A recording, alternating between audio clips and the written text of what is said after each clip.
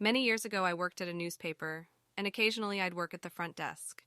It was at the peak of the popularity of classified advertising, and I lived in a regional Australian mining town. Every Friday afternoon, we'd get a rush of local regular escorts come in to place an escort service advertisement for their weekend trade.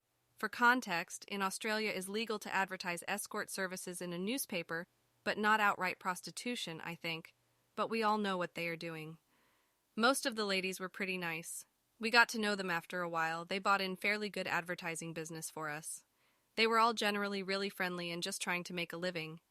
Being in a newspaper, we had pretty strict deadlines to meet, but if one of the ladies was late, and if we wanted to, we could talk the production manager into making an exception and try and squeeze them in, because placing the ad meant a whole weekend of work for them. Plus, we were nice and tried our best for our clients. Anyway, one Friday afternoon, I had one of the regular ladies come to put her usual ad in. Her and I got chatting as you do, and after she'd left, I realized that in amongst all the chatting, I placed her order but didn't get the cash. Ridiculously silly mistake on my behalf. I was too distracted and missed about $100 in cash. I immediately gave her a call to ask her to come back, and since we had just had a good old yarn, was expecting her to be fine with this. Holy moly, was I mistaken. She accused me of being a liar, called me every horrible name I'd ever heard of, then hung up. Wow.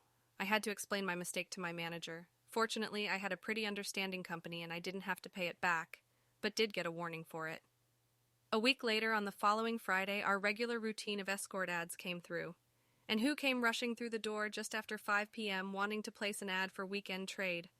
Old Love, who ripped me a new one the week before. Old Love begged and begged to put in her ad late, telling me about how much work she was going to miss out on if I refused. She was only 2 mins or so past deadline, but I just told her that we couldn't do that anymore, and she'd just have to be more careful in future to be on time.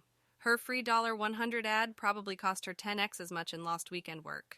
She sulked out the door pretty miserably. She was pretty polite talking to me following that and always came in on time. I continued to help the nice ones when I could, though. Hey guys, this is Storyscape. If you enjoyed this story, remember to like, subscribe, and comment what other video ideas you want to see.